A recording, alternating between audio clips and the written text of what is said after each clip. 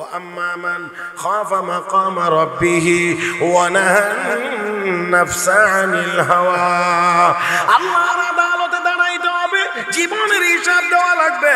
এই ভয় যার মধ্যে আছে ও মুসলমান, আর যতক্ষণ পর্যন্ত এই ভয় কারো ভিতরে আসবে না ততক্ষণ পর্যন্ত কোনো মানুষ কোনো অন্যায় কাজ থেকে বিরত থাকতে পারবে না, অন্যায় কাজ থেকে বিরত থাকতে পারবে না। ও যুবক ভাইরা, আমি একজন যুবকের নাম বলি, খেয়াল করে শুনতে হবে। একজন যুবকের নাম বলি, নাম তার ইউসুফ আলাইহিস সালাতু ওয়াস সালাম। ইউসুফ আলাইহিস সালাতু ওয়াস সালাম জুলাইখার ঘরে লালিত পালিত বলা যায়, তার ঘরেই তিনি বড় হয়ে উঠছেন। হযরত ইউসুফ আলাইহিস সালাতু ওয়াস সালাম যৌবনে পদার্পণ করেছে। পৃথিবীর অর্ধেক সুন্দর আল্লাহ যাকে দিয়েছেন সেই যুবকটা জুলাইখার ঘরে। পৃথিবীর অর্ধেক সৌন্দর্য আল্লাহ দিয়েছেন সেই ইউসুফ আলাইহিস সালাতু ওয়াস সালাম তার ঘরে। একটি পর্যায়ে ইউসুফ আলাইহিস সালামের জন্য পাগল হয়ে গিয়েছে জুলাইখা। আমার ভাইরা, শুধুমাত্র আল্লাহর কোরআনে বলেছেন, এই জন্য আমিও বলছি, মনোযোগ সহকারে শুধু মূল কথাটা আমরা শুনবো। জুলাইখা একেবারেই ব্যতিব্যস্ত, কেমন করে ইউসুফের সাথে নিজের মনের এবং শরীরের চাহিদা পূরণ করা যায়। এই জন্য অনেক চিন্তা ভাবনা করে একদিন হযরত ইউসুফ আলাইহিস সালাতু ওয়াস সালামকে নির্জন জায়গাতে নিয়ে গেছে, নির্জন কক্ষে। যেই জায়গায় যাইতে হলে অনেকগুলো রুম অতিক্রম করে যাওয়া লাগে, প্রত্যেকটা রুম তালাবদ্ধ, এমন নির্জন জায়গায় নিয়ে গেছে। ও মুসলমান, ও যুবকেরা, একটু সামান্য সময়ের জন্য খেয়াল করে দেখো, আল্লাহর পয়গম্বর ইউসুফ আলাইহিস সালাতু ওয়াস সালাম টকবগে একজন যুবক, টকবগে যুবক। আর জুলাইখা ওই নির্জন জায়গাতে নিয়ে বলছেন, ইউসুফ, দীর্ঘদিন থেকে আমি তোমার জন্য লালায়িত, দীর্ঘদিন থেকে আমি তোমার অপেক্ষা করছি, আজকে আমার চাহিদা তোমাকে পূরণ করতে হবে। ও যুবক ভাই, একটু চিন্তা করার বিষয়, যুবতীর শরীরে যেমন চাহিদা আছে, যুবকের শরীরেও তো চাহিদা আছে। কিন্তু মুসলমান, চাহিদা থাকলেই যেভাবে মনে চায় সেভাবে চাহিদা পূরণ করা যায় না। চাহিদা পূরণ করার পদ্ধতি দুইটা, একটা বৈধ আর একটা অবৈধ। অবৈধভাবে চলতে পারে কাফের বেঈমানেরা, কারণ তারা পরকালে বিশ্বাস করে না। আর যারা ইমানদার, যারা আল্লাহওয়ালা, যারা মুসলমান, তারা অবৈধভাবে কোনো চাহিদা পূরণ করতে পারে না। খাবারের প্রয়োজন তাই বলে চুরি করতে পারে না, খাবারের প্রয়োজন তাই বলে ডাকাতি করতে পারে না, খাবারের প্রয়োজন তাই বলে সুদ খাইতে পারে না, তাই বলে ঘুষ খাইতে পারে না। কারণ মুসলমান হালাল খাবে, হারাম খাইতে পারে না। মুসলমান হালাল খাবে, হারাম খাইতে পারে না। এই জন্যে ভিতরে ভয় থাকতে হবে, আল্লাহর আদালতে দাঁড়াইয়া জবাব দিতে হবে। এই ভয় যদি না থাকে তাহলে কোনোভাবেই হারাম থেকে দূরে থাকতে পারে না। এই কারণে আমরা যদি দেখি, আজকে যদি তাকায়া দেখি, তাহলে দেখব যাদের ভিতরে ওই পরকালের চিন্তা নাই, আল্লাহর আদালতে দাঁড়ানোর চিন্তা নাই, হিসাবের ভয় নাই, আল্লাহর কাছে জবাব দিয়ে তার ভয় নাই, ওই মানুষগুলোকে অন্যায় থেকে ফিরিয়ে রাখা যায় না, পুলিশ দিয়েও ফিরানো যায় না, বাহিনী দিয়েও তাদেরকে আটকায় রাখা যায় না। অন্যায় অপরাধে তারা লিপ্ত। আর যাদের সিনার ভিতরে কোরআন আছে, কোরআনের ইলম আছে, পরকালীন চিন্তা আছে, একটু খেয়াল করে দেখবেন, অনেক শিক্ষা প্রতিষ্ঠানে পুলিশ দিয়েও মাদক নিয়ন্ত্রণ করা যায় না। আর আমাদের মাদ্রাসাগুলোতে কোনো চৌকিদারেরও দরকার হয় না। আল্লাহ রাব্বুল আলামিন বলেন, ফাইন্নাল জাহিমা হিয়াল মাওয়া।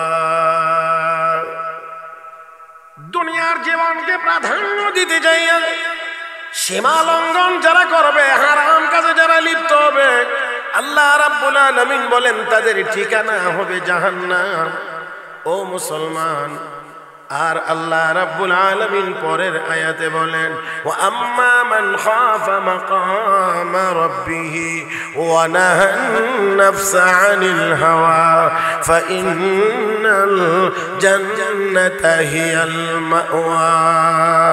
আর যেই ব্যক্তি আল্লাহর সামনে দাঁড়াইতে হবে এই জিনিসটাকে ভয় করে, ও মুসলমান খেয়াল করে শোনেন, আমার দিকে তাকান, আর যেই মানুষ আল্লাহর সামনে দাঁড়ানোকে ভয় করে, আওয়াজ করে সবাই জবাব দিন, আমাদের সবাইকে আল্লাহর আদালতে দাঁড়াইতে হবে কি হবে না? আরো জোরে কান। সাধারণ মানুষ যারা তাদের দাঁড়াইতে হবে, ধনী মানুষদের মনে হয় দাঁড়ানো লাগবে না। আমার বন্ধুরা, যারা আমরা সাধারণ মানুষ, যারা আমরা কর্মী, আমাদের মনে হয় দাঁড়াইতে হবে।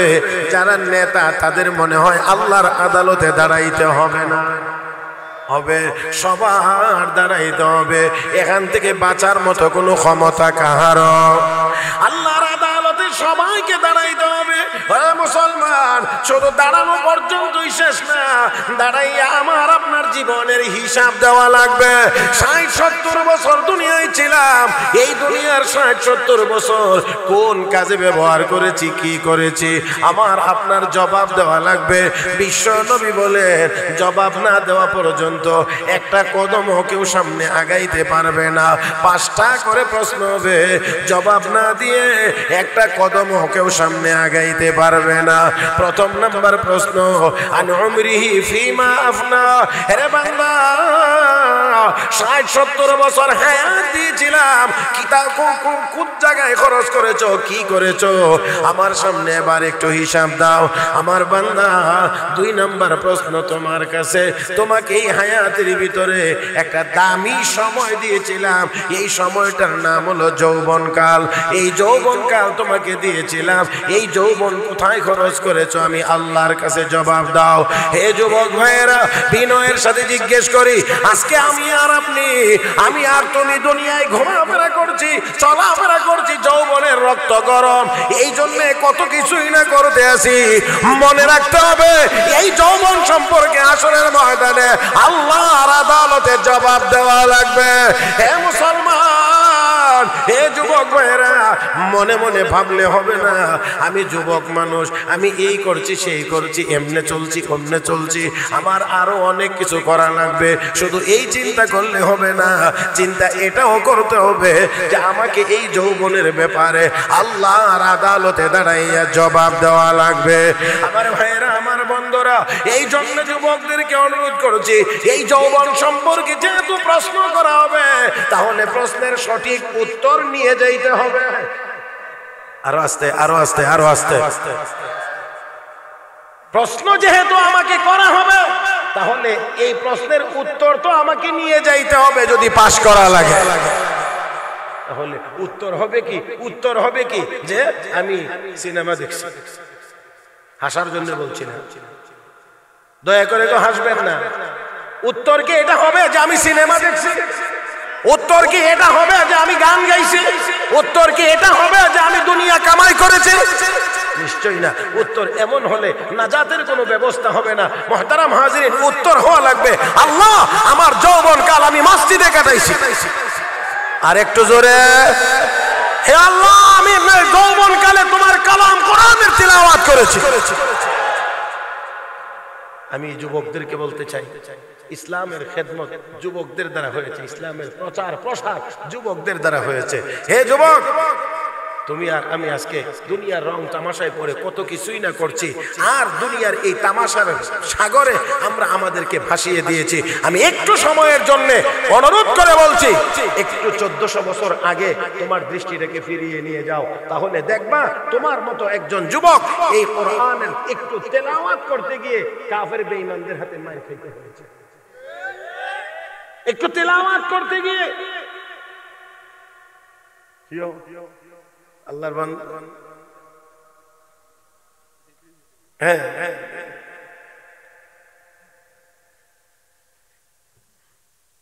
একটু তেলাওয়াত করতে গিয়ে মার খাইতে হয়েছে। রাসূলের সাহাবী হযরত আব্দুল্লাহ ইবনে মাসউদ রাদিয়াল্লাহু তাআলা আনহু হযরত আব্দুল্লাহ ইবনে মাসউদ রাদিয়াল্লাহু তাআলা আনহু কোরআনে কারীমের তিলাওয়াত করছিলেন কাবার সামনে দাঁড়িয়ে। আর রহমান আল্লামাল কোরআন খালাকাল ইনসান তিলাওয়াত করছিলেন। আবু জাহেল সাহাবীর কানে এত জোরে থাপ্পড় দিছে, থাপ্পড়ের ফলে কান ফেটে রক্ত বের হয়েছে। যুবক ভাইয়েরা, আমি বিনয়ের সাথে বলছি, এখনো পর্যন্ত আমরা মুসলমান, আমরা কোরআন শরীফ তেলাওয়াত করলে কেউ আমাদের কানে এসে থাপ্পড় অন্তত দেয় না। কিন্তু একটু সময়ের জন্য ওই দিকে তাকাইলে দেখবো যে এই কোরআনের একটা হরফ তেলাওয়াত করতে গিয়ে, একটা আয়াত তেলাওয়াত করতে গিয়ে বেলাল মার খেয়েছে, রাস্তা দিয়ে তাকে টেনে টেনে শেষরানো হয়েছে। হযরত খাব্বাব, হযরত খুবাইব, তাদেরকে জুলুম নির্যাতন করা হয়েছে। রাসূলের সাহাবী হযরত আব্দুল্লাহ ইবনে মাসউদ রাদিয়াল্লাহু তাআলা আনহু এই রক্তাক্ত অবস্থায় নবীজির খেদমতে আসলে রাহমাতুল লিল আলামিন নবী মুহাম্মদুর রাসূলুল্লাহ সাল্লাল্লাহু আলাইহি ওয়াসাল্লাম বড় ব্যথিত আমার সাহাবী এইভাবে করে মার খাইছে। আর অপর দিক থেকে জিবরাইল আসছেন, আসা নবীর সামনে মুস্কি মুস্কি হাসতেছে। নবী জিজ্ঞেস করেন, জিবরাইল আমার সাহাবী মার খাইলো, ব্যথিত? আমিও ব্যথিত, আর তুমি যে হাসো? কই ইয়া রাসূলুল্লাহ, এটার কোনো উত্তর আমার কাছে নাই, এর কোনো জবাব আমার কাছে নাই, কারণ আমাকে যা আদেশ করা হয় আমি তাই করি। আল্লাহ বলছেন আমি আপনার সামনে এসে একটু হাসি দিতাম, মুস্কি হাসি দিতাম, তাই আমি দিছি। আপনারা বলবেন যে তাহলে অবশ্যই এর তো একটা ব্যাখ্যা থাকা উচিত, কারণ কেন হাসি দিলেন এর একটা কারণ বা ব্যাখ্যা তো অবশ্যই থাকা উচিত। বদরের যুদ্ধে, একটু সময়ের জন্য মক্কা থেকে মদিনায় চলে যান, বদরের যুদ্ধে আবু জাহেল খুব আগ্রহী হয়ে মুহাম্মদুর রাসূলুল্লাহ এবং তার সাহাবীদেরকে দুনিয়া থেকে চিরবিদায় করে দেওয়ার জন্য বদরে গিয়েছিল যুদ্ধ করার জন্য। আর ওই যুদ্ধে বিশ্ব নবী রাহমাতুল লিল আলামিনের অল্প বয়সী দুইজন সাহাবী যুদ্ধে শরীক হয়েছিলেন, অংশগ্রহণ করেছিলেন। সবাই সেই কথা জানেন। আমার সেই ঘটনা বলা মূল উদ্দেশ্য না। হযরত মুআজ মুআউযিজ রাদিয়াল্লাহু তাআলা আনহুমা এই দুই ভাই যুদ্ধের ময়দানে গিয়েছিলেন এই নিয়তে যে নবীর দুশমন আবু জাহেলকে হত্যা করবে, না হয় দুনভাই শাহাদাত বরণ করবে। আমি এখানে যুবকদেরকে একটু কান পেতে শুনবার অনুরোধ করব। 14-15 বছরের দুই বালক নবীর সবচেয়ে বড় দুশমনকে হত্যার শপথ নিয়ে মার কাছ থেকে বিদায় নিয়ে তারা যুদ্ধে শরীক হওয়ার চেষ্টা করতেন। হে যুবক, তোমাকে আর আমাকে গান গাওয়ার জন্য, গান শোনার জন্য, গান বাজনার পিছনে, দুনিয়া কামাই করার পিছনে দৌড়ানোর জন্য শুধুমাত্র বানানো হয় না। আজকে পৃথিবীর মুসলমান যুবকদের মধ্যে সেই চেতনা জাগ্রত হওয়ার প্রয়োজন। কারণ আমার ভাই বোন ফিলিস্তিনের মুসলমান বাড়িতে নিরাপদ না, ঘরের ভিতরে নিরাপদ না, হাসপাতালে নিরাপদ না, অ্যাম্বুলেন্সে তারা নিরাপদ না, মসজিদের ভিতরে গিয়েও তারা নিরাপদ না। অথচ আমরা তাকিয়ে দেখছি কোনো কিছুই যেন করতে পারছি না। হে মুসলমান, ওই মুআজ মুআউযিজের মতো যদি আমরাও আমাদের ভিতরে আল্লাহর কোরআন ঢুকাইতে পারতাম, আল্লাহর আদালতে দাঁড়াইয়া জীবনের হিসাব দেওয়া লাগবে এই ভয়ে যদি গুনার কাজ ছেড়ে দিতে পারতাম, আর 200 কোটি মুসলমান একবার বলতে পারতাম আল্লাহু আকবার, আমার বিশ্বাস হয় শাহজালাল মুজাররদ ইয়ামানির আল্লাহু আকবারে যদি গোরগোবিন্দের দালান ভাঙতে পারে, 200 কোটি মুসলমানের আল্লাহু আকবারের আওয়াজে ইসরাইল নামের জারজ রাষ্ট্রটির নাম ও নিশানা পৃথিবী থেকে মুছে যাইতে পারে।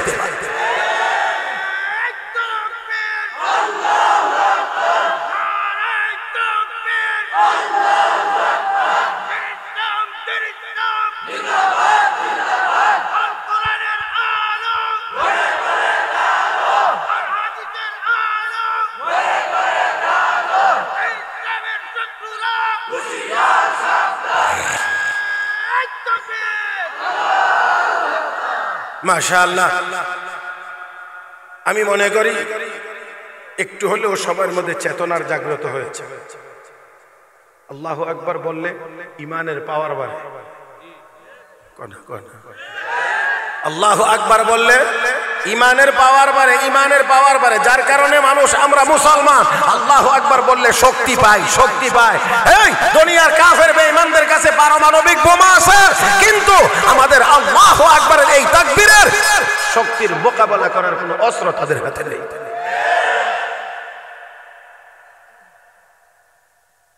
আমার ভাইয়েরা, হযরত মুআজ মুআউযা রাদিয়াল্লাহু তাআলা আনহুমা যুদ্ধের ময়দানে, আমি আবারও বলছি ঘটনাটাই মূল আমার উদ্দেশ্য না, আমি ছোট ছোট কিছু অংশ শুধু বলছি। যুদ্ধের ময়দানে হযরত আব্দুর রহমান ইবনে আউফ রাদিয়াল্লাহু তাআলা আনহু রাসূলের বিশিষ্ট সাহাবী, আশরায়ে মুবাশশারার একজন, রাসূলের ধনী সাহাবীদের মধ্যে একজন, যাকে শিল্পপতি বলা হতো। বর্তমান সময়ে ব্যাংকিং যে ব্যবস্থা, যারা ইসলামী ব্যাংকিং ব্যবস্থার চিন্তা ভাবনা করে, তারা হযরত আব্দুর রহমান ইবনে আউফ রাদিয়াল্লাহু তাআলা আনহুর কাছ থেকেই সর্বপ্রথম আদর্শ গ্রহণ করে। হযরত আব্দুর রহমান ইবনে আউফ রাদিয়াল্লাহু তাআলা আনহু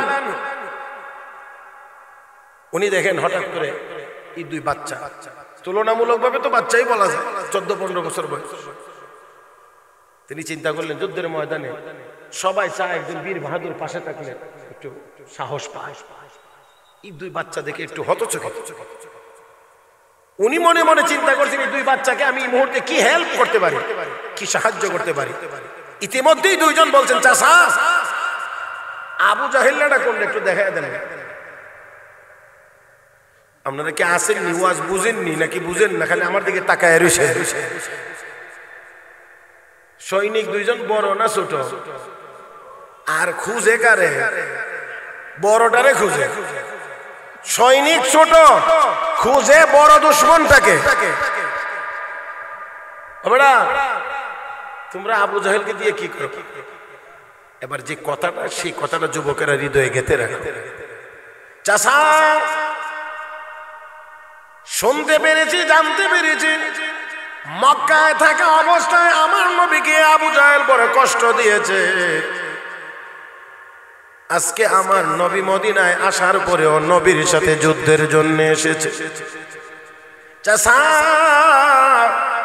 বাড়ি থেকে আসার সময় মার কাছ থেকে দোয়া নিয়ে এসেছি, বিদায় নিয়ে এসেছি, আর দুই ভাই প্রতিজ্ঞা করে এসেছি, হয়তো নবীর এই দুশমনকে হত্যা করব, আর না হয় দোনো ভাই শাহাদত বরণ করে আল্লাহর তৈরি জান্নাতে চলে যাব। বয়স বেশি না কম? এই জোরে জোরে জোরে জোরে, আমরা তো তাদের উত্তরসূরি, জোরে কান ঠিক কিনা? হে মুসলমান যুবক, হযরত আব্দুর রহমান ইবনে আউফ রাদিয়াল্লাহু তাআলা আনহু বলেন, তাদের এই কথা শুনে আমার মধ্যে আলাদা অনুভূতি জাগ্রত হয়েছে। দেখতে ছোট দেখা যায়, কিন্তু তাদের কথা বড় দামি, তাদের টার্গেট বড় উপরে। এই কথা শুনে হযরত আব্দুর রহমান ইবনে আউফ বলেন, ও ভাতিজারা একটু অপেক্ষা করো, আবু জাহেল আসলেই তোমাদেরকে দেখায় দেব। আবু জাহেল যখন ময়দানে এসেছে, দেখা মাত্রই বলে দিয়েছে, এই যে দামি ঘোড়া, উঁচা ঘোড়ার পিঠে সওয়ার সুন্দর মানুষটা, এটার নামই আবু জাহেল। হযরত আব্দুর রহমান ইবনে আউফ রাদিয়াল্লাহু তাআলা আনহু বলেন, যেই মাত্র বললাম দুইজন উড়াল দিয়ে চলে গেছে যুদ্ধের ঘোড়াটার কাছে। আবু জাহেলের যুদ্ধের ঘোড়ার কাছে চলে গিয়েছে, কিন্তু সৈনিক দুজন ছোট, আবু জাহেলের ঘোড়া অনেক উঁচা বড়। আবু জাহেল তার উপরে লাগ পাওয়া যায় না, হামলা করা যায় না। দুই ভাই মুহূর্তের ভিতরে পরামর্শ করেও নিয়েছে, সিদ্ধান্ত নিয়ে ফেলেছে। এক ভাই যেন আরেক ভাইকে বলছে, ও ভাই আমরা ছোট, ঘোড়া অনেক উঁচা, আবু জাহেল তার উপরে লাগ পাওয়া যাবে না, তবে কাজ করো। বলে কি কাজ? হলো আগে ঘোড়ার পায়ে মারো, ঘোড়া যদি পড়ে ঘোড়ার পিঠের সৈনিকরেও হাতের নাগালের কাছে পাওয়া যাবে। আগে ঘোড়ার পায়ে মারো, এবার ঘোড়ার পায়ে আঘাত, ঘোড়া পড়ে গিয়েছে, আবু জাহেল পড়েছে, হামলা শুরু হয়েছে। আমার বন্ধুরা, আবু জাহেলের ছেলে ইকরামা তখনও মুসলমান হয় নাই, হযরত মুআযের হাতের মধ্যে এসে কুপ দিয়েছে, হাত কেটে গিয়েছে, চামড়াটা ঝুলতে আছে। ও মুসলমান, তারপরেও চিন্তা করে দেখেন, ওই চামড়াটা ঝুলে বড় কষ্ট হয়, বড় কষ্ট লাগে। এবার পায়ের নিচে চাপা দিয়ে ধরে টান দিয়ে বাকি অংশটা ছেড়ে দিয়েছে। চোখের পানি ছেড়ে কাঁদেন আর বলেন, রেহাত, যেদিন আল্লাহর আদালতে দাঁড়াবো, হাসরের ময়দান যেদিন কায়েম হবে, আল্লাহর আদালতে দাঁড়াইতে হবে। হে মুসলমান যুবকেরা, একটু সময়ের জন্য চিন্তা করে দেখো, একটু সময়ের জন্য চিন্তা করে দেখো, ওই যুবকেরা, ওই অল্প বয়সী মুসলমান সৈনিকেরা চিন্তা করে আল্লাহর আদালতে দাঁড়াইতে হবে। আর মুসলমান আজকে আমরা দুনিয়ার পিছনে পড়ে সব কিছু ভুলে গিয়েছি। আল্লাহ নবীর সাহাবী বলেন, রেহাত, যেদিন আল্লাহর আদালতে দাঁড়াবো, ওই দিন যদি আমার কোনো আমল আল্লাহর দরবারে কবুল মঞ্জুর নাও হয়, অন্তত তুই হাত সাক্ষী দিবি আমি বিশ্ব নবীর ইজ্জত রক্ষার জন্য তোকে কোরবানি দিয়েছি, আমি কোরবানি দিয়েছি বিশ্ব নবীর ইজ্জত রক্ষার জন্য। আমার ভাইয়েরা, আমার বন্ধুরা, যুবক, এভাবে করে হাত কেটে আল্লাহর নবীর মহব্বতে হাত কেটে দিয়েছে, যুদ্ধের ময়দানে গিয়েছে ইসলামের দুশমনকে দুনিয়া থেকে বিদায় করে দেওয়ার জন্য।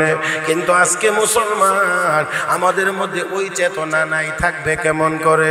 কারণ পরকালের ওই চিন্তা তো আমার নাই, হাসরের ময়দানে দাঁড়াইতে হবে এই চিন্তা আমার নাই, জীবনের হিসাব দেওয়া লাগবে এই চিন্তাও নাই। আবু জাহেলের উপরে হামলা হয়েছে, আবু জাহেল গুরুতর অসুস্থ, গুরুতরভাবে আহত হয়েছে। বিশ্ব নবী এক পর্যায়ে জিজ্ঞেস করেন, তোমরা কে আছো, এমন কে আছো আবু জাহেলের সর্বশেষ অবস্থাটা আমার কাছে নিয়ে আসতে পারবা? কোন হালতে সে আছে তত্ত্বটা নিয়ে আসতে পারবা? আবু জাহেল কোন অবস্থায় আছে খবর নিয়ে আসতে পারবা? ও মুসলমান, এবার সাহাবায়ে কেরামের মধ্যে হযরত আব্দুল্লাহ ইবনে মাসউদ রাদিয়াল্লাহু তাআলা আনহু দাঁড়িয়ে বলেন, নবী গো, আমি যাব আবু জাহেলের সর্বশেষ পরিণতিটা দেখার জন্য, জানার জন্য। আপনাদের কি একটু মনে আছে, এই সাহাবী তো কোরআন তেলাওয়াত করতে গিয়ে মার খাইতে হয়েছিল। আল্লাহ নবীর এই সাহাবী হযরত আব্দুল্লাহ ইবনে মাসউদ রাদিয়াল্লাহু তাআলা আনহু গেলেন, গিয়ে দেখেন আবু জাহেল মুমূর্ষ অবস্থা। এবার গিয়ে তরবারি বের করলেন, আবু জাহেলের বুকে চেপে বসলেন, এবার তরবারি চালাইবেন। এমন সময় ওই জালেম আবু জাহেল বলতে আছে, ও আব্দুল্লাহ, আমাকে মারবার আগে, আমার গলায় ছুরি চালানোর আগে দুটা কথা শুনে নাও। কি কথা? এক নাম্বার কথা হলো, তোমার নবীকে গিয়ে বলবা আমার অন্তরে তোমার নবীর প্রতি বিদ্বেষ যেই পরিমাণ ছিল, মরার সময় একটুও কমে নাই, আরো বাড়ছে। চিৎকার মেরে কোন নাউজুবিল্লাহ। বিদ্বেষের পরিমাণ আরো বেড়েছে।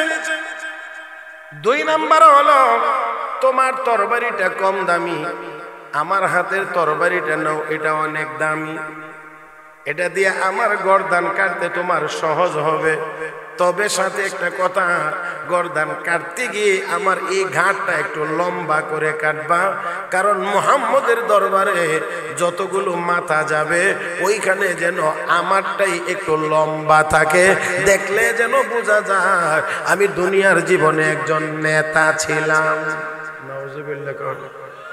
আমার ভাইয়েরা, আমার বন্ধুরা, আবু জাহেলের সর্বশেষ এই অবস্থা যখন মাথা কেটে ফেলেছে, দুনিয়া থেকে চিরবিদায় হয়ে গিয়েছে। হযরত আব্দুল্লাহ ইবনে মাসউদ রাদিয়াল্লাহু তাআলা আনহু এবার নবীর দরবারে আসলেন। নবীও যখন জানতে পারলেন আবু জাহেল দুনিয়া থেকে বিদায় হয়ে গিয়েছে, খতম, হযরত আব্দুল্লাহ ইবনে মাসউদ হাসেন, আল্লাহর নবীর সাহাবীও মুস্কি মুস্কি হাসেন। এমন সময়ে জিবরাইল হাজির হয়ে বলেন, ইয়া রাসূলুল্লাহ, ইয়া হাবিবাল্লাহ, ওগো নবীজি, আজকের আপনাদের এই দিনের এই মুহূর্তের হাসি আর ওই মক্কার জীবনের আমার হাসির মধ্যে বড় চমৎকার মিল রয়েছে। নবী গো, ওই দিন যে আপনার সাহাবী মার খাইছিলেন আর আমি গিয়ে হাসি দিছিলাম, বলছিলেন হাসে কেন? আমার সাহাবী মার খাইলো আর তুমি হাসো। নবী, আজকে আপনি যে হাসিটা দিয়েছেন আমি এই হাসিটাই ওই দিন দিয়েছিলাম।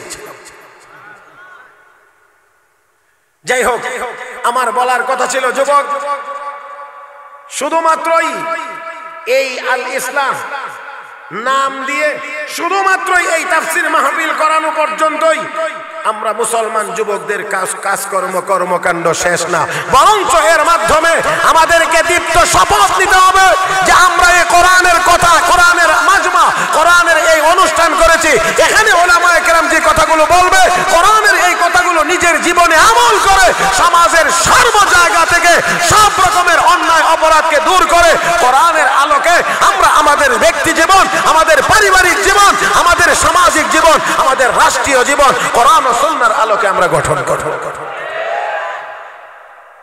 তাহলেই হবে আমাদের এই আয়োজন সফল। আর না হইলে শুধু আয়োজন করলাম, উলামায়ে কেরাম আনলাম, বয়ান শুনলাম, আর যাওয়ার সময় এই হুজুরের দিকে এই হুজুরের ওয়াজটা খুব বেশি মজা।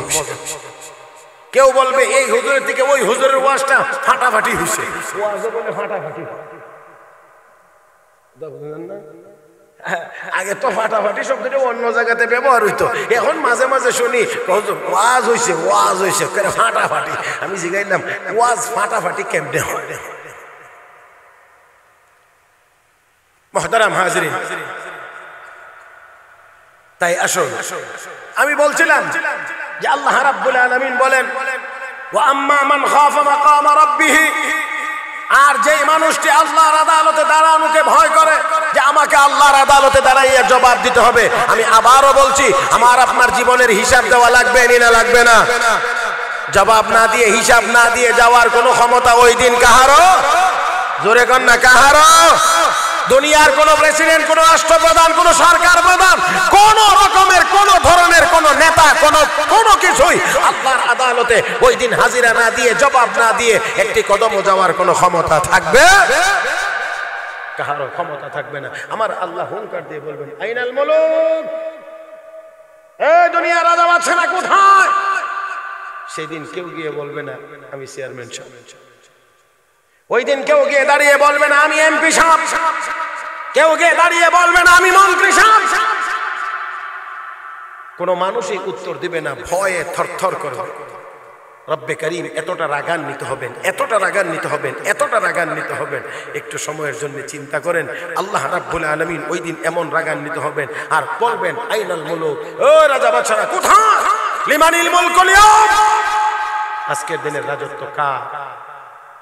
কেউ জবাব দিবে না, সাহস করবে না। আল্লাহ নিজেই জবাব দিয়ে বলবেন লিল্লাহিল ওয়াহিদিল কাহ্হার, একমাত্র মহাপরাক্রমশালী আল্লাহর রাজত্ব, আল্লাহর রাজত্ব, আল্লাহর রাজত্ব।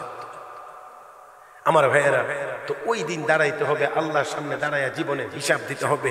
এই ভয়টা যার মধ্যে থাকবে, ওয়া আম্মা মান খাফা মাকাম রাব্বিহি ওয়া নাহান নাফসা আনিল হাওয়া, আল্লাহর আদালতে দাঁড়াইতে হবে, জীবনের হিসাব দেওয়া লাগবে। এই ভয় যার মধ্যে আছে, ও মুসলমান, আর যতক্ষণ পর্যন্ত এই ভয় কারো ভিতরে আসবে না, ততক্ষণ পর্যন্ত কোনো মানুষ কোনো অন্যায় কাজ থেকে বিরত থাকতে পারবে না, অন্যায় কাজ থেকে বিরত থাকতে পারবে না। ও যুবক ভাইরা, আমি একজন যুবকের নাম বলি, খেয়াল করে শুনতে হবে।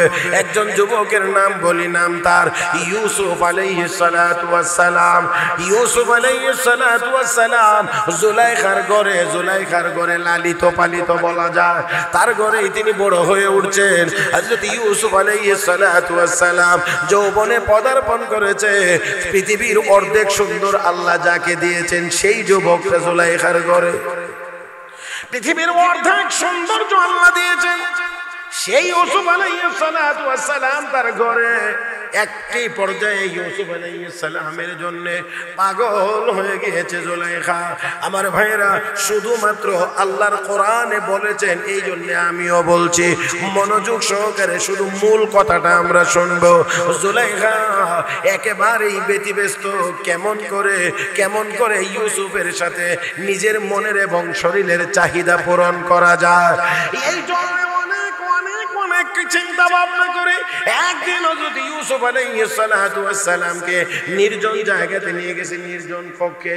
যে জায়গায় যাইতে হলে অনেকগুলো রুম অতিক্রম করে যাওয়া লাগে, প্রত্যেকটা রুম তালাবদ্ধ, এমন নির্জন জায়গায় নিয়ে গেছে। ও মুসলমান, ও যুবকেরা, একটু সামান্য সময়ের জন্য খেয়াল করে দেখো, আল্লাহর পয়গম্বর ইউসুফ আলাইহিস সালাতু ওয়াস সালাম টকবগে একজন যুবক, টকবগে যুবক, টকবগে যুবক। আর জুলাইখা ওই নির্জন জায়গাতে নিয়ে বলছেন, ইউসুফ, দীর্ঘদিন থেকে আমি তোমার জন্য লালায়িত, দীর্ঘদিন থেকে আমি তোমার অপেক্ষা করছি, আজকে আমার চাহিদা তোমাকে পূরণ করতে হবে। ও যুবক ভাই, একটু চিন্তা করার বিষয়, যুবতীর শরীরে যেমন চাহিদা আছে, যুবকের শরীরেও তো চাহিদা আছে। কিন্তু মুসলমান, চাহিদা থাকলেই যেভাবে মনে চায় সেভাবে চাহিদা পূরণ করা যায় না।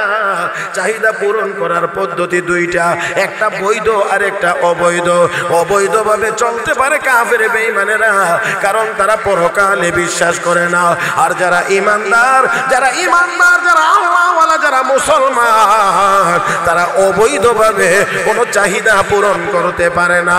খাবারের প্রয়োজন তাই বলে চুরি করতে পারে না, খাবারের প্রয়োজন তাই বলে ডাকাতি করতে পারে না, খাবারের প্রয়োজন তাই বলে সুদ খাইতে পারে না, তাই বলে ঘুষ খাইতে পারে না। কারণ মুসলমান হালাল খাবে, হারাম খাইতে পারে না। মুসলমান হালাল খাবে, হারাম খাইতে পারে না। এই জন্যে ভিতরে ভয় থাকতে হবে, আল্লাহর আদালতে দাঁড়াইয়া জবাব দিতে হবে। এই ভয় যদি না থাকে তাহলে কোনোভাবেই হারাম থেকে দূরে থাকতে পারে না। এই কারণে আমরা যদি দেখি, আজকে যদি তাকায়া দেখি, তাহলে দেখব যাদের ভিতরে ওই পরকালের চিন্তা নাই, আল্লাহর আদালতে দাঁড়ানোর চিন্তা নাই, হিসাবের ভয় নাই, আল্লাহর কাছে জবাব দিয়ে তার ভয় নাই, ওই মানুষগুলোকে অন্যায় থেকে ফিরিয়ে রাখা যায় না, পুলিশ দিয়েও ফিরানো যায় না, বাহিনী দিয়েও তাদেরকে আটকায় রাখা যায় না। অন্যায় অপরাধে তারা লিপ্ত। আর যাদের সিনার ভিতরে কোরআন আছে, কোরআনের ইলম আছে, পরকালীন চিন্তা আছে, একটু খেয়াল করে দেখবেন, অনেক শিক্ষা প্রতিষ্ঠানে পুলিশ দিয়েও মাদক নিয়ন্ত্রণ করা যায় না। আর আমাদের মাদ্রাসাগুলোতে কোনো চৌকিদারেরও দরকার হয় না।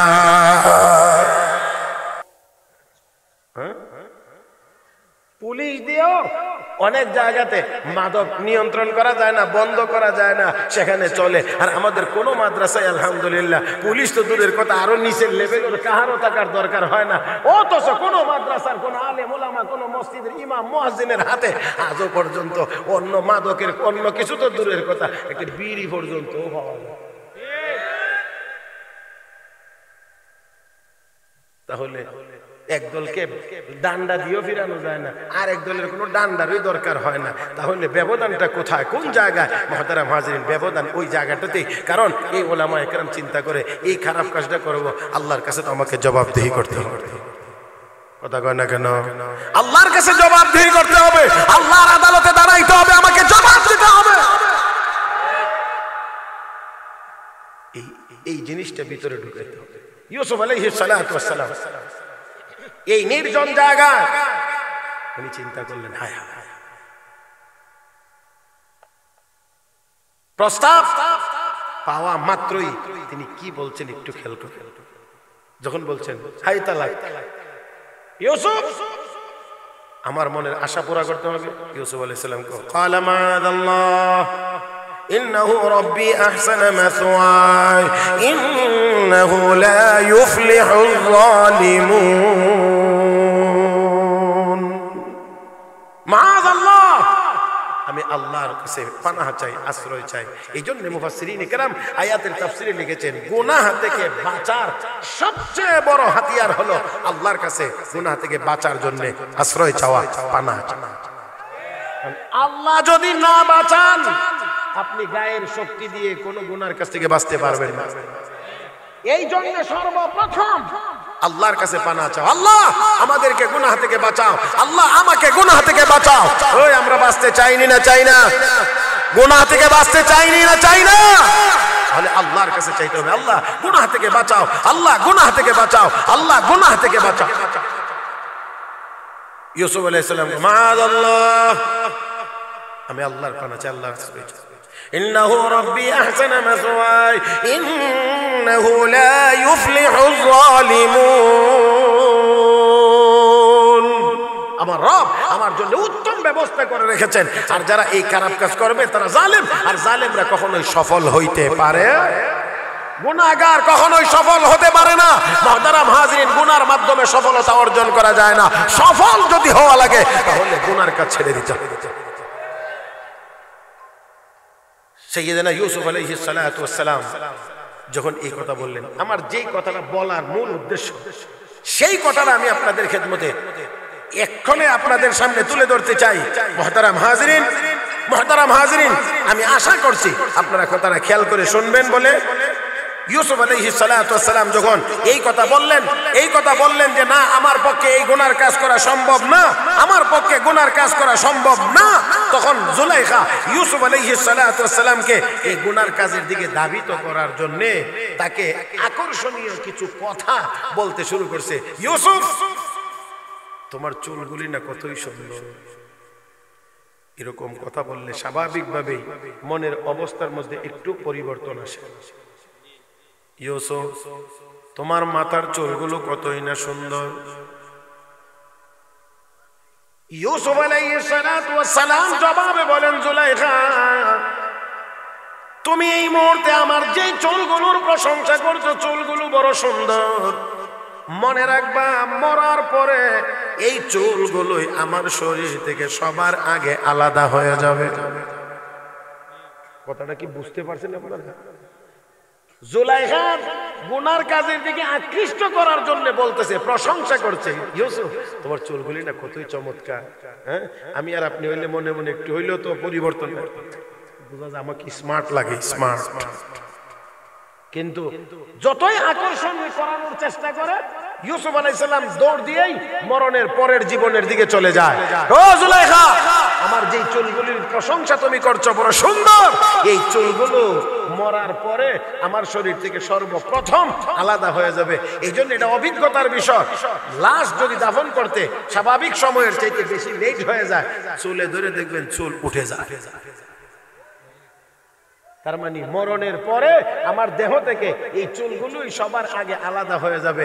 তার মানে এই ক্ষণস্থায়ী সৌন্দর্যের প্রশংসা করে কোনো লাভ নাই। ইউসুফ, তোমার চোখগুলো কতই না সুন্দর, চোখগুলো কতই না সুন্দর। ইউসুফ আলাইহিস সালাতু ওয়াস সালাম জবাব দিয়ে বলেন, জুলাইখা, মরার পরে এই চোখগুলো গলে পানি হয়ে আমার এই চোয়াল বেয়ে বেয়ে পড়বে। ও মুসলমান, মাটিতে কিন্তু পয়গম্বরের দেহ নষ্ট হয় না। পয়গম্বরদের দেহ আল্লাহ মাটির জন্য হারাম করে দিয়েছেন। এই জন্য সকল পয়গম্বরের দেহ কবরের ভিতরে অক্ষত অবস্থায় থাকবে। কিন্তু তারপরে ইউসুফ আলাইহিস সালাতু ওয়াস সালামকে চোখের সৌন্দর্যের কথা বলা হলে ইউসুফ আলাইহিস সালাম বলছেন, জুলাইখা, চোখের সৌন্দর্যের প্রশংসা করছো, মরণের পরে তো চোখগুলো গলে পানি হয়ে যাবে, তাহলে এই ক্ষণস্থায়ী সৌন্দর্যের প্রশংসা করে কি লাভ হবে? আমার ভাইয়েরা, আমার বন্ধুরা, যেখানেই তাকে সৌন্দর্যের প্রশংসা করে ইউসুফ আলাইহিস সালাম শুধুমাত্র মওতের পরের জীবনের কথা বলে, এর একমাত্র কারণ হলো মরণ আর মরণের পরের জীবনের ভয় যদি কারো ভিতরে না থাকে, ওই লোকটা কোনোদিন গুনার কাছ থেকে বিরত থাকতে পারে। কারণ আপনি একটু চিন্তা করেন, আমরা দুনিয়াতে যদি দেখি, অনেক সময় পুলিশ একদিক দিয়ে যায়, অপরাধ আরেক দিক দিয়ে শুরু হয়েছে। অনেক সময় রাস্তাঘাট নিরাপত্তা দেওয়ার জন্য টহল দেয় পুলিশ, দেখা যায় টহল দিয়ে ঘুরে যাইতে যাইতে এই দিক দিয়ে ডাকাতি শুরু হয়েছে। অনেক সময় ঘটনাক্রমে এমন হয়ে যায়। তার মানে কি, পুলিশের ভয় এতক্ষণ ছিল, এখন নাই, এই জন্য সাথে সাথেই অপরাধ শুরু হয়ে গেছে। আচ্ছা, আমি আপনাদেরকে জিজ্ঞেস করি, আপনারা রোজা রাখেননি? আস্তে কর, সবাই মনে হয় রাখেন। রোজা রাখেননি? রোজা রাখেন তো রোজা রাখলে পানি দিনের বেলা মাঝে মাঝে খাওয়া যায়, অল্প স্বল্প ভাত মনে খাওয়া যায় না। সবার সামনে খাইলে রোজা ভাঙে, নীরবে খাইলে রোজা ভাঙে না, ভাঙে? আচ্ছা আচ্ছা, এবার আমি আপনাদেরকে জিজ্ঞেস করি, একজন মানুষ যদি মনে করে যে দুনিয়ার কেউ কোনো মানুষ দেখবে না, আমি এমন জায়গাতে গিয়ে 2 গ্লাস পানি পান করে এসে আবার বলবো মাওলানা আবুল কালাম সাহেব আমিও রোজা, তো উনি বলবেন না, না তুমি রোজা না, উনিও মেনে নেবেন যে আপনিও রোজাদার, কারণ আপনার পিছিয়ে পাহারা দেওয়ার দায়িত্ব ওনার না। আপনি বলছেন রোজাদার, বাস উনিও মেনে নেবেন রোজাদার। এই মিয়া সাহেব বলে ভাই রোজাদার ইফতারটা করি একসাথে, এমনই বলবে, আপনাকে অবিশ্বাস করবে না। তাহলে আপনি পানি পান করেও মিয়া সাহেবের সামনে গিয়ে আপনি রোজাদার এই কথা বলতে পারবেন, উনিও বিশ্বাস করে নেবে। কিন্তু বলেন একজন রোজাদার কি নির্জন জায়গাতে গিয়ে আধা গ্লাস পানি খায় কোন রোজাদার? কয় না, কয় না, খায়। আধা গ্লাস পানিও পান করে না, একেবারে নির্জন, একেবারে নির্জন, কেউ নাই এমন জায়গাতেও রোজাদার আধা গ্লাস পানি কেন পান করে না? একমাত্র পান করে না যার জন্য রোজা, উনি তো দেখে। এখানে কোনো পুলিশ লাগে না, কোনো বাহিনী লাগে না, কোনো মানুষ লাগে না, কোনো পাহারাদার লাগে না। এখানে কে পাহারা দেয়? আপনি এখানে কোনো পানি পান করেন না, সামান্য পরিমাণ কোনো জিনিস খান না, কেন খান না? কারণ একমাত্র কে দেখেন? আল্লাহ দেখেন, আল্লাহ দেখেন, আল্লাহ দেখেন। মুহতারাম হাজিরিন, তাহলে একজন রোজাদার একেবারে নির্জন জায়গাতে গিয়েও 1 ঢোক পানি পান করে না একমাত্র আল্লাহর ভয়ে। এই আল্লাহর ভয়টা থাকে নেই, এখানে কোনো জায়গায় পানি পান করতে পারে না। ওই আল্লাহর ভয়টা যদি কারো ভিতরে চলে আসে, দুনিয়ার কোনো জায়গাতে সে কোনো অপরাধ, কোনো গুনার কাজ করতে পারে। আল্লাহ রাব্বুল আলামিন বলেন, وأما من خاف مقام ربه ونهى النفس عن الهوى। আল্লাহ রাব্বুল আলামিনের সামনে দাঁড়াইতে হবে এই ভয়ে যে লোকটা গুনার কাজ ছেড়ে দেয়, ওয়ানাহান নাফসা আনিল হাওয়া, মনে যা চায় তা থেকে নিজেকে বিরত রাখে, বিরত রাখে। ও মুসলমান, আল্লাহর ভয় যদি কারোর মধ্যে থাকে, ওই লোকটা মনে যেভাবে চায় সেভাবে চলতে পারে না, তখন চলবে আল্লাহ যেভাবে চায় সেভাবে। এই জন্যে শব্দগতটা পার্থক্যটা একটু বুঝবেন। একটা হলো মন চাহি জিন্দেগি, মনে যেমনে চায় এমনে। আর একটা জীবনের নাম হলো রব চাহি জিন্দেগি, আল্লাহ যেমনে চান এমনে।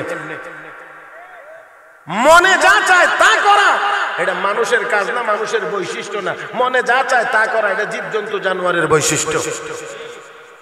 কারণ গরু আপনি একটা ছেড়ে দিবেন, এটা যেটা মনে চাই এটাই করবে, যেখানে যেটা মনে চায় এখানে এটা করবে। আর এটা যদি মানুষে করে তাহলে এটা তো আর মানুষ হয় না, এটা মানব রূপী আর একটা জানোয়ার হয়ে যায়। এটাও তো আমার কথা না, এটা তো আল্লাহ নিজে কোরআনে বলেছে।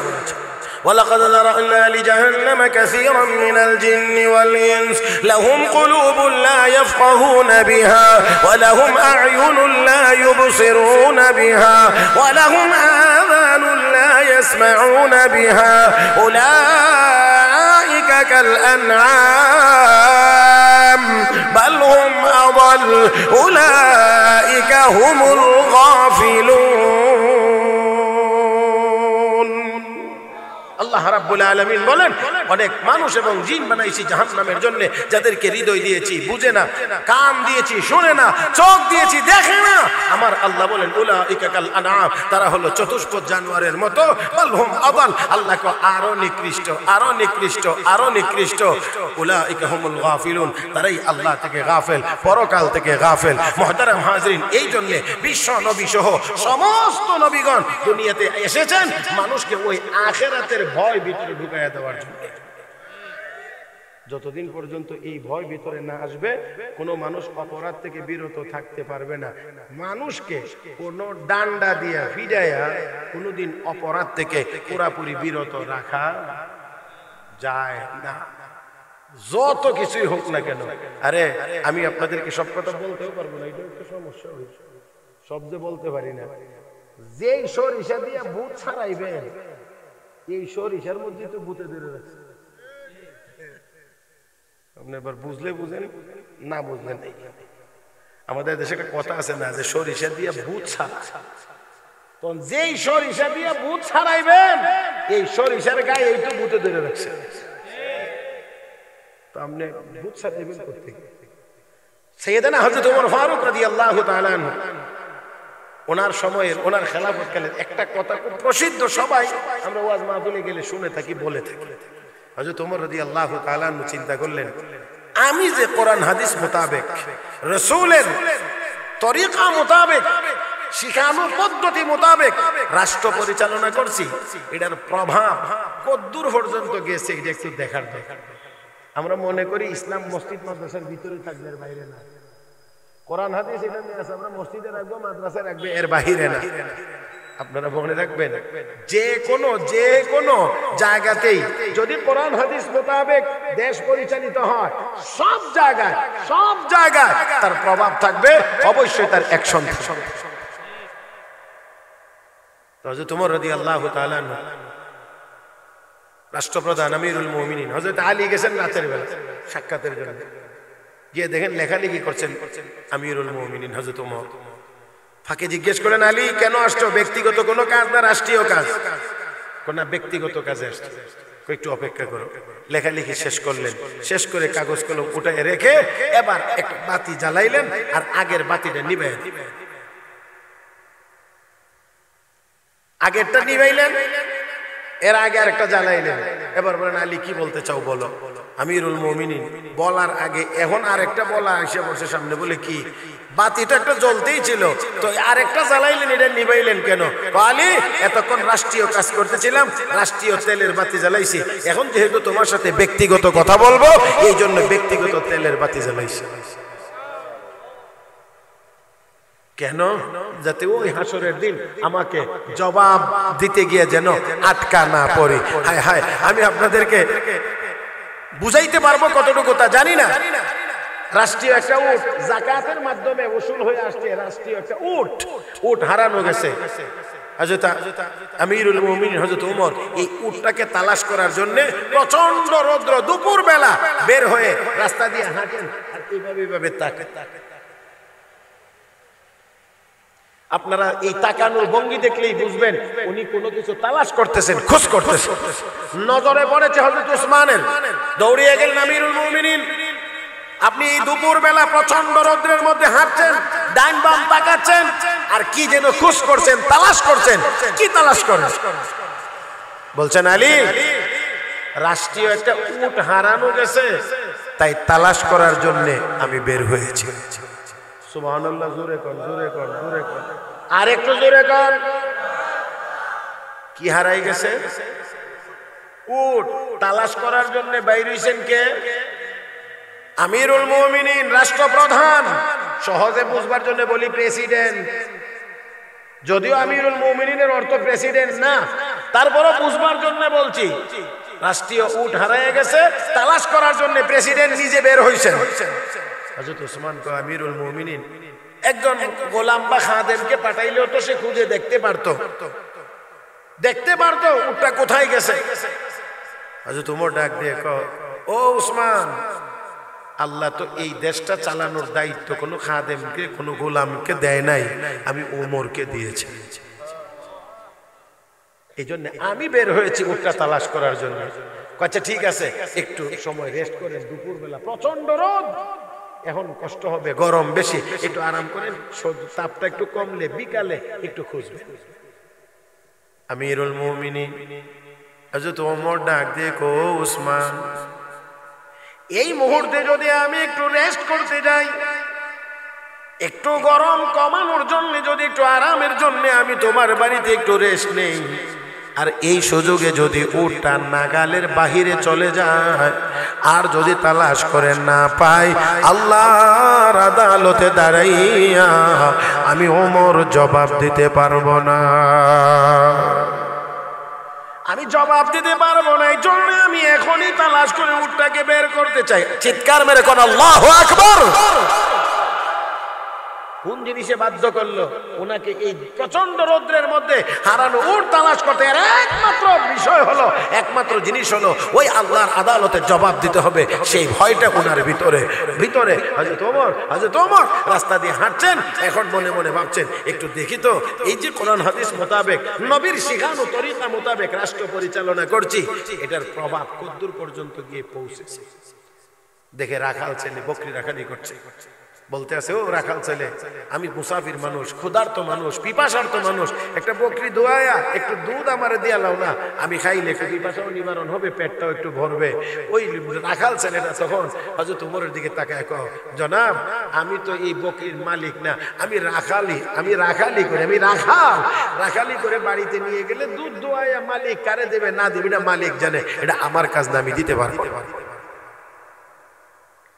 তোমার বোঝা গেছে এই মাঠেও রাখাল পর্যন্ত কোরআন হাদিসের প্রভাব আইসা পৌঁছেছে, মানে কোরআন হাদিস মোতাবেক রাষ্ট্র পরিচালনার কারণে তার সুফল এখান পর্যন্ত আইসা পৌঁছেছে। তো আরেকটু আগায়া দেখি, হযরত ওমর এবার বললেন, বুঝতে পেরেছি, দুধ দোয়া যদি দিয়ে দাও তাহলে তো তুমি বাড়িতে গিয়ে জবাব দিতে পারবে না যে দুধ গেল কোথায়। তো একটা কাজ করো, বলে কি, একটা বকরি বিক্রি করে দাও, তাহলে তোমারও লাভ আমারও লাভ, কারণ তুমি যা ভাইবা পুরাটাই লাভ, আর আমি যেহেতু তোমার কাছ থেকে এমনি এমনি এমনি নিয়ে যাবো, এমনি এমনি, বুঝছেন তো, মানে মালিকের অগুসরে, সোজা কথা চুরি করে যেহেতু বিক্রি করবা, তাহলে দামে আমিও কিছুটা কম পাবো, তাহলে যতটুকু কম পাই আমার লাভ, আর তুমি যদ্দূর পাইবা পুরাটাই তোমার লাভ। মালিক যদি জিজ্ঞেস করে বলবা একটা হারায় গেছে, অথবা অন্য পালের সাথে চলে গেছে, অথবা কোনোভাবে একটা নষ্ট হয়ে গেছে, যে কোনোভাবে একটা বুঝ তুমি দিয়ে দিতে পারবা, কাজেই একটা বকরি আমার কাছে বিক্রি করে দাও। এমনি ওই রাখাল ছেলে একবার চোখ রাঙ্গাইয়া হযরত উমরের দিকে তাকাইলেন, যে উমর যে রাস্তা দিয়া যায়, শয়তান ওই রাস্তা দিয়া যায় না, এবার ওই ছোট্ট রাখাল ছেলে হযরত উমরের দিকে চোখ রাঙ্গায়া তাকায়, আর তাকায় কই, ইয়া ইবনাল মালিক, ইয়া ইবনাল মালিক ফাআইনাল্লাহ।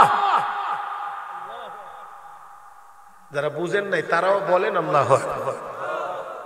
ইয়া ইবনাল মালিক, হে শাহজাদা। আল্লাহ, এটা আপনারা ব্যাখ্যা করে বলতে গেলে একটু রাগও করতে পারেন, কষ্টও পাইতে পারেন, তারপরও আমি দূরত্ব বজায় রেখে বলি। আপনারা একটু খেয়াল করবেন, আমাদের দেশে গ্রামগঞ্জে অশিক্ষিত মানুষও কিছু সুর আছে না?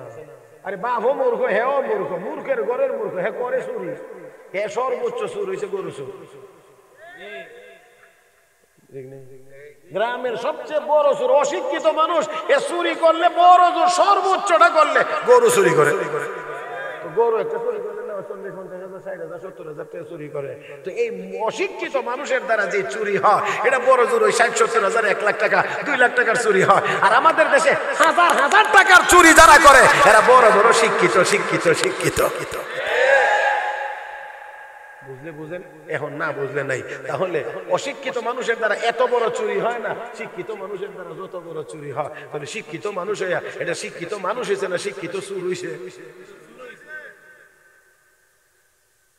আল্লাহ, আমি ওই লাইনে আর যাবো না। মুহতারাম হাজিরিন, তবে এতটুকু কথা ওই রাখাল ছেলেটা এটাই বলতেছে, ইয়া ইবনাল মালিক, হে শাহজাদা। তার মানে তোমার চুরির যেই বুদ্ধি, তুমি গ্রামের কোন মূর্খ বাবার মূর্খ সন্তান চুর হইছ না। তুমি চুর হইলে তুমি কোন বড় ডাঙ্গর শিক্ষিত বাবার সন্তান হইবা, না হইলে তোমার এত চুরির বুদ্ধি হইবার কথা না। আপনারা না বুঝলে নাই, আমি আর কি কইতাম, আমি আর সারা তারাঙ্গে বুঝাইয়া দেন দিত। কথা বুঝেন নাই? মুহতারাম হাজিরিন, তুমি সাধারণ কোন ব্যক্তি না, তুমি অসাধারণ বাবার সন্তান। ইয়া ইবনাল মালিক, হে শাহজাদা, তবে আমাকে জবাব দাও, ফাইনাল্লাহ, তাহলে আমার আল্লাহ কোথায়? তুমি তো বলছো দুনিয়ার মালিক রে বুঝ দেওয়া যাবে, কে যদি বলি বকরিটা হারিয়ে গেছে, হইতে পারে হারিয়ে যেতে পারে, মালিক রে বুঝাইয়া লাইলাম, কিন্তু তুমি আমাকে এই উত্তর দিয়ে দাও, ফাইনাল্লাহ, তো আমি যে এই বকরিটা তোমার কাছে বিক্রি করে দেব, মালিক রে গিয়ে ভুল কথা বলে বুঝাইয়া দেব, ওই সময় আমার আল্লাহ কোথায় থাকবেন? আমার আল্লাহ তো আমাকে দেখতেছে, আমার আল্লাহ তো আমার দিকে তাকিয়ে আছে, তাহলে আল্লাহর কাছ থেকে তো আমি বাঁচতে পারবো না। হযরত ওমর এবার পরিচয় দিয়ে, ও রাখাল ছেলে, শোনো, আমি আমিরুল মুমিনিন ওমর, আমি একটু পরীক্ষা করে দেখছিলাম যে কোরআন হাদিস মোতাবেক রাষ্ট্র পরিচালনা করছি, তার প্রভাব কত দূর পর্যন্ত এসেছে। আমি বুঝতে পারলাম যে তার অ্যাকশন মাঠের ছাগল রাখালি পর্যন্ত আইসা পৌঁছে গিয়েছে, কোরআন হাদিস মোতাবেক রাষ্ট্র পরিচালনার সুফল ময়দান পর্যন্ত এসেছে। মুহতারাম হাজিরিন, তাই আসুন, এটা কেন? ওই যে ফাইনাল্লাহ, আল্লাহ কোথায়? এই আমরা এখানে বসে আছি, আল্লাহ দেখেননি না? দেখেন না? কথা কয় না? যারা বিমানে আছে তাদেরকে দেখেননি না দেখেন না? পানির নিচে যারা সাবমেরিনে আছে তাদেরকেও আমার আল্লাহ দেখেননি না দেখেন না? সব জানেন, সব দেখেন। তাহলে আল্লাহ বলেন وَأَمَّا مَنْ خَافَ مَقَامَ رَبِّهِ وَنَهَى النَّفْسَ عَنِ الْهَوَى فَإِنَّ الْجَنَّةَ هِيَ الْمَأْوَى। আল্লাহর সামনে দাঁড়াইতে হবে, জীবনের হিসাব দেওয়া লাগবে এই ভয়। যেই ব্যক্তি নিষিদ্ধ কাজ থেকে নিজেকে বিরত রাখে, ফিরাইয়া রাখে, মনে চায় খারাপ কাজ করতে কিন্তু করে না, মনে চায় সুদ খাইতে কিন্তু খায় না, মনে চায় অন্য গুনার কাজ করতে কিন্তু করে না। কেন করে না? একমাত্র আল্লাহর ভয় করে না, আল্লাহর আদালতে জবাব দেওয়া লাগবে, করে না। রব্বে করিম বলেন এমন করে যারা দুনিয়ার জীবন পার করে আসবে ফাইনাল জান্নাতা হিয়াল মাওয়া, তাদের ঠিকানা হবে আমি আল্লাহর তৈরি জান্নাত, তারা হবে আমার জান্নাতের মেহমান। আওয়াজ করে মুসলমান একটা জবাব দিতে হবে, আওয়াজ করে জবাব দিতে হবে, আমরা কেউ জাহান্নামে যাইতে চাই? যারা বলেন নাই তারা মনে কিছু যাইতে চান। আমি আবারও বলছি আমরা কেউই জাহান্নামে যাইতে চাই। কোথায় যাইতে চাই? জান্নাতে, জান্নাতে, জান্নাতে। তাহলে বোঝা গেল জাহান্নামে যাবে কারা? দুনিয়ার জীবনকে প্রাধান্য দিয়ে আল্লাহর দেওয়া সীমা লঙ্ঘন করবে যারা। আর জান্নাতে যাবে কারা? আল্লাহর আদালতে দাঁড়াইয়া জবাব দিতে হবে, এই ভয়ে গুনার কাজ ছেড়ে দেয় যারা। তাহলে আসুন দুনিয়ার জীবনকে প্রাধান্য দিয়ে গুনার কাজে লিপ্ত হওয়া যাবে না, আল্লাহর আদালতে দাঁড়াইয়া জবাব দিতে হবে। এই ভয়ে গুনার কাজ ছেড়ে দিয়ে নেক আমল করলে আমরা জান্নাতে যাইতে পারবো। ও মুসলমান, আসুন আমরা আজকে থেকেই নিয়ত করি, এই মাহফিলেই নিয়ত করি আর গুনার কাজ করব না, গুনার কাজ করব না। আল্লাহ আমাদের সবাইকে তৌফিক দাও। জোরে বলি আমিন, আরো জোরে বলি আমিন। জান্নাতে যদি যাইতে হয়, এবার পুরা ওয়াজটাকে দুই কথাই নিয়ে আসি। হ্যাঁ, মিয়া সাহেবের অনুমতি দেননি? আমার এতক্ষণের ওয়াজকে দুই কথাই নিয়ে আসি। জাহান্নাম থেকে যদি বাঁচতে হয় গুনার কাজ ছাড়তে হয়, জান্নাতে যদি যাইতে হয় নেক আমল করতে হয়। আমার এতক্ষণের ওয়াজের একেবারে যদি বলি তাহলে এই দুই কথা হলো এতক্ষণের ওয়াজ। এই 1 ঘন্টা যা ওয়াজ করলাম এটা হলো এই কথা। জাহান্নাম থেকে যদি বাঁচতে হয় গুনার কাজ ছাড়তে হবে, জান্নাতে যদি যাইতে হয় নেক আমল করতে হবে। তাহলে রাজি আছি? রাজি আছি সবাই? আমি আমি আমি রাজি যে আছেন। অন্য সবাইকে তো এত কিন্তু ওয়াজই করলাম। বিশেষ করে এই আল ইসলাম ইসলামী যুব সংঘের যত সদস্য, বিশেষভাবে তাদেরকে আর সাধারণভাবে সবাইকে বলছি আজকে থেকে নিয়ত হোক 5 ওয়াক্ত নামাজ আর কোনোদিন ছাড়ব না। এই আওয়াজই বোঝা যায় যে ইনশাআল্লাহ ঠিক আছে। আমি আবারও চাই আজকে থেকে নিয়ত হোক, পাকা ভুক্ত নিয়ত হোক, আর কোনদিন 5 ওয়াক্ত নামাজ ছাড়ব না। আল্লাহ তুমি সবাইকে তৌফিক দান করো। জোরে বলি আমিন। মুহতারাম হাজিরিন,